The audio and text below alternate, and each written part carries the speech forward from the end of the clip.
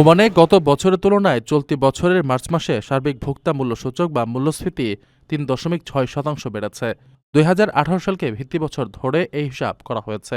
দেশটির পরিসংখ্যান বিভাগের তথ্য অনুযায়ী ২০২৬ সালের প্রথম প্রান্তিকে বা জানুয়ারি থেকে মার্চে গড় মূল্যস্ফীতির হার ২.৩% বৃদ্ধি পেয়েছে।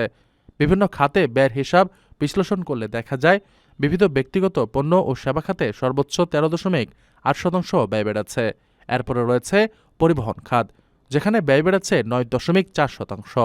পাশাপাশি রেস্তোরাঁ ও হোটেল খাতে ৫.৮% এবং খাদ্য ও পানীয় খাতে ৪.৩% মূল্যবৃদ্ধি লক্ষ্য করা গেছে।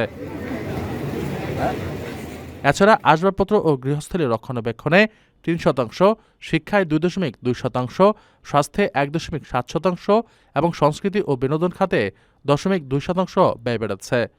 পোশাক ও জুতা খাতের নামমাত্র ০.১% মূল্যবৃদ্ধি ঘটলেও আবাসন, পানি, বিদ্যুৎ, গ্যাস, জ্বালানি, যোগাযোগ এবং তামাকজাত পণ্যের দাম এ সময়ে অপরিবর্তিত বা স্থিতিশীল ছিল।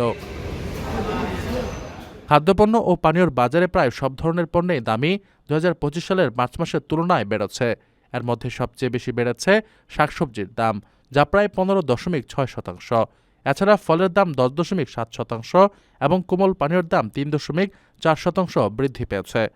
মাছ ও সামুদ্রিক খাবারে ৩.১%, চিনি, মধু, মিষ্টিজাতীয় পণ্যে ২.৯% এবং দুধ, পনির, ডিমে ২.৪% দাম বেড়েছে। অন্যান্য নিত্য প্রয়োজনীয় পণ্যের মধ্যে মাংসের দাম ১.৮%, রুটি ও দানাদার শস্যে ১.২% এবং ভোজ্য তেল ও চর্বিজাতীয় পণ্যের দাম ০.৮% বৃদ্ধি পেয়েছে। ওমানের বিভিন্ন প্রদেশে মূল্যস্ফীতির এই হার ভিন্ন ভিন্ন। গত বছরে একই সময়ের তুলনায় মার্চ মাসের শেষে রাজধানী মাস্কাটে সর্বোচ্চ ৪.৫% মূল্যস্ফীতি রেকর্ড করা হয়েছে। এরপরে রয়েছে আল দাহিরা ও আল দাখেলিয়া। অন্যান্য প্রদেশের মধ্যে আল বুরাইমিতে ৩.৯%, মোসান্দামে ৩.১% এবং দক্ষিণ আল বাতিনাতে ৩% হারে মূল্যস্ফীতি বেড়েছে।